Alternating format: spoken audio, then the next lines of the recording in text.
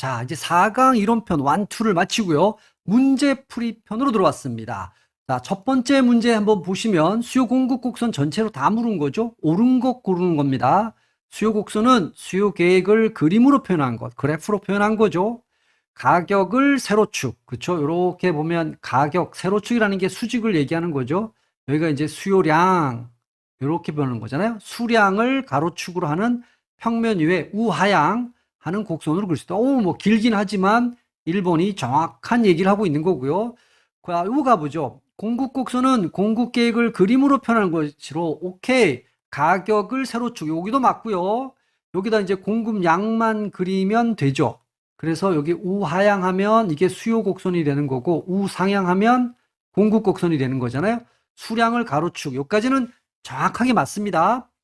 근데 여기가 틀렸죠. 우하향이 아니라 얘를 뭘로 바꿔야 돼요? 우상향으로 바꿔야 되죠. 그러면 맞는 표현이죠. 2번은 틀렸고요. 수요 곡선에서 높이는 이 상품에 대해 소비자가 지불하고자 하는 수요 곡선에서의 높이라는 게 뭐겠어요? 이렇게 있으면 여기가 한계 지불 의사 금액이잖아요. 한계 지불 의사 금액. 이거는 요 순간에 지불하고자 하는 최대 크기를 나타낸다. 근데 최저 가격이라고 했으니까 이게 틀렸죠. 이거는 최대의 가격. 가장 높은, 가장 큰 가격. 뭐 이런 느낌입니다. 공급 곡선에서의 높이는 이 상품을 생산하기 위해 생산자가 수용하고자 하는 최고 가격이 아니라 이건 최저 가격이죠. 그러니까 사실은 이 문제를 좀 맞게 바꾼다 그러면 조금 이제 바꿔보면 여기는 최저 가격, 최고 가격인데 요 위치를 서로 바꾸면 돼요. 그럼 맞는 얘기가 되는 거지. 그렇죠? 네, 요거 이제 좀 뭐 문장이 길었지만 뭐 연습하기는 아주 좋은 문제였죠. 크게. 자, 그래서 1번이다. 2번 가보게요. 시장에서는 시장을 물었네요. 공급자가 만나서 가격이 결정되고 매매가 이루어진다. 그럼 수요자지 뭐. 이건 뭐 시장의 개념을 너무 쉬운 문제. 그래도 뭐 쉬운 거라도 한번 풀어봐야겠죠. 시장이 뭡니까? 제가 할 때 상품, 수요, 공급, 가격 이렇게 얘기를 했죠. 자, 다음 수요에 대해서 물었네요. 옳지 않은 거, 틀린 것 골라라. 시장 수요 곡선은 개별 소비자의 수요를 모두 합한 거죠. 정확하게 얘기를 하면 어떻게 합해야 돼요?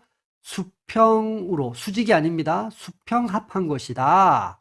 수요량이란 주어진 가격에서 사고자 하는 산 게 아니죠. 양이다. 이거 맞잖아요. 사고자 하는 양이다. 정확하게 맞는 얘기고. 가격과 아이고, 뭐 3번은 얘기할 필요 없죠. 가격과 수요량은 양의 관계가 아니라 이걸 뭘로 바꿔야 돼요? 음의 관계다. 반비례. 3번이 틀렸죠. 수요 곡선의 높이는 이제 이렇게 했을 때 요 높이, 그 순간에 요 높이는 다 한계 지불 의사 금액이다. 맞죠? 요거는 최고 가격을 나타내는 거예요. 높이는. 자, 그래서 옳지 않은 건 3번이 되겠습니다. 3번에. 4번 문제로 가보죠. 수요 공급 물었는데 적절하지 않은 거. 근데 틀린 거죠. 수요 법칙은 가격과 수요량이 반대로 하는 거죠. 그러니까 가격이 상승했죠. 그럼 반대로 수요량은 어떻게 돼야 돼요? 감소하는 것이다. 오케이, 이건 맞는 표현이죠.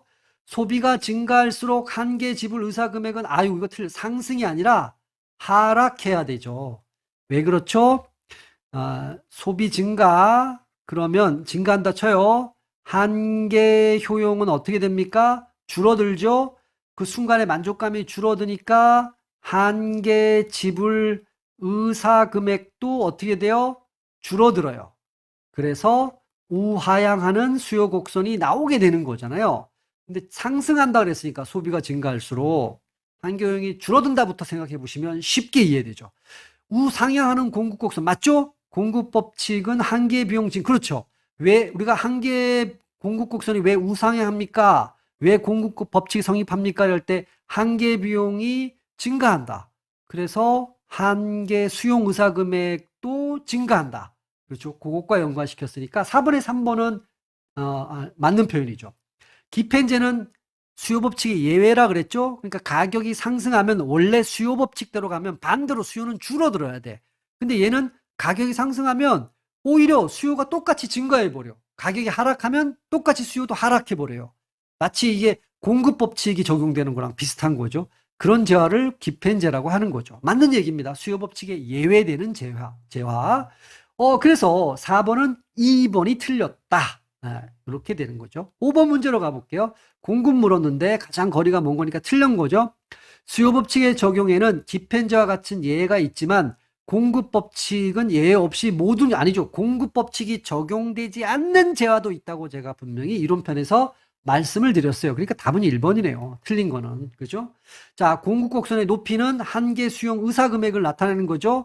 요거는 최저 가격을 얘기하는 거예요. 가장 낮은 가격, 최소한 이만큼 받아야 되겠다. 맞고요. 일반적으로 가격이 상승하면 공급량은 증가하죠. 이게 바로 무슨 법칙이에요? 같이 움직이는 거 공급 법칙이죠. 공급 곡선은 어떤 모양이에요? 우상향하죠. 제가 여기 앞에다 일반적이라고 하는 건 예외가 있으니까 그렇게 얘기한 거예요. 그냥 우상향은 다 맞는 표현이죠. 2번, 3번, 4번은 다 맞는 표현입니다. 공급 법칙 적용도 예외가 있다. 이게 포인트죠. 5번에 1번이 되겠죠. 그래서 자, 6번 문제 들어갑니다. 공급곡 이렇게 물었네요. 왜 우하향합니까? 수요곡선이 이후로 오른 것이 무엇이냐? 이렇게 물었어요. 소비 증가에 따른 한계 지불 의사 금액이 상승이 아니지. 소비가 증가하면 내가 한계 효용이 체감하니까 한계 지불 의사 금액도 줄어들어야 되죠. 틀렸고요. 한계 효용, 편익, 체감. 그렇죠. 6번은 이거죠. 2번. 이거에 따라서 한계 지불 의사 금액은 어떻게 된다? 하락한다. 그래서 우하향한다. 이거죠. 여러분, 비용 얘기 나오면 이거는 한계 비용 채증의 법칙, 한계 비용이 증가한다. 이거는 뭐가 되냐면 공급 곡선이 우상향하는 이유하고 연관되어 있는 거죠. 파레토 최적하고는 상관이 없습니다. 그래서 6번은 2번이 됩니다. 7번 문제로 가볼게요.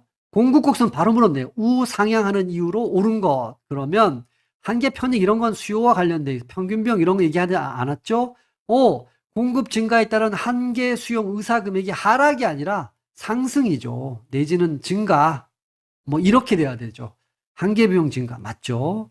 한계 비용이 증가하니까 한계 수용 의사 금액도 상승합니다. 그래서 공급 곡선은 우상향한다. 이런 편에서 제가 깔끔하게 정리해 드렸습니다.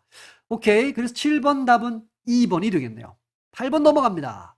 가격이 하락하면 자 수요량이 감소하는 것. 여러분 원래 잘 생각해 보세요. 가격이 하락했잖아요. 그러면 수요량은 어떻게 싸졌으니까 늘어나야 되죠. 요게 바로 뭐예요? 요게 수요 법칙이에요. 그런데 지금 요 얘기는 수요 법칙의 예외를 얘기하잖아요. 가격 하락했는데 오히려 수요가 감소했어요. 원래 증가해야 되는데 수요 법칙의 예외인 재화를 뭐라 그런다고요? 기펜제. 그래서 2번이 되겠죠. 나중에 여러분 이제 제가 자유제는 우리가 만났죠? 경제제와 자유제 할 때 경제학 분석 대상이 아닙니다. 얘는 정상제, 열등제 이런 거 대체제, 보완제는 제가 다른 강의 편에서 한번 가볍게 소개시켜 드릴 겁니다. 자, 답은 2번이고요. 8번에 9번 문제 넘어갑니다.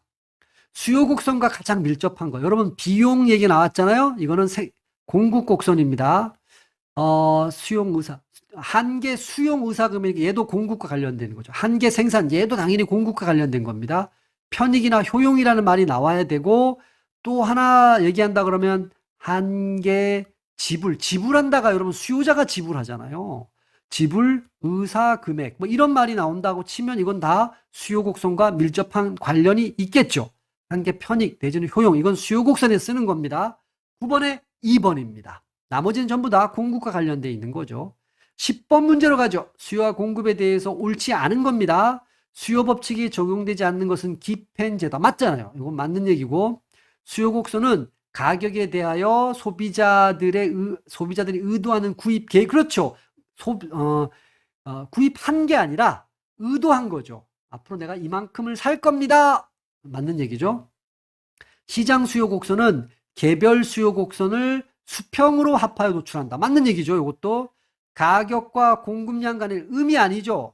양의 관계가 있어야 되죠. 플러스 비례 관계, 공급량이니까 수요량이 음의 관계죠. 그래서 틀린 거 골라야 되니까 10번에 4번이 틀렸네요. 11번 문제로 넘어갑니다. 다음 시장과 관련이 가장 적은 것.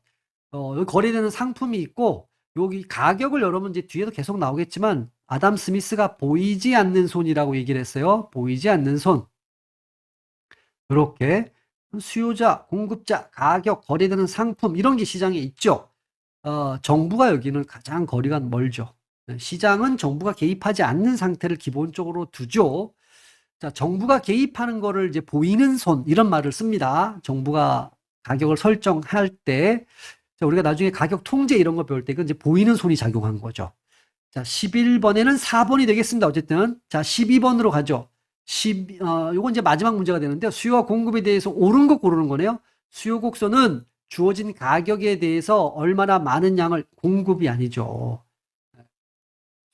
수요할, 아니면 소비, 뭐, 이런 걸 얘기하는 거죠. 공급 때문에 1번은 틀렸죠. 수요 곡선을 얘기한 거니까. 자, 시장 수요 공급 곡선은, 아이고, 여러분, 공급 곡선이잖아요. 시장이든 개별이든 우하향할 수가 없죠. 우상향해야 되잖아요. 가격이 상승할수록 공급량은 감소가 아니죠. 가격이 상승하면 공급 법칙 증가, 이렇게 바꿔야 맞는 말이 되겠죠. 시장 수요 곡선은 개별 수요 곡선을 수직이 아니죠. 합하는 수평으로 합하는 거라 그랬어요. 수평으로 합하여 도출한다. 공급 계획은 가격과 공급량 맞고요. 양의 관계, 양임을 보여준다. 비례 관계. 뭐 가장 맞는 거는 4번밖에 없죠.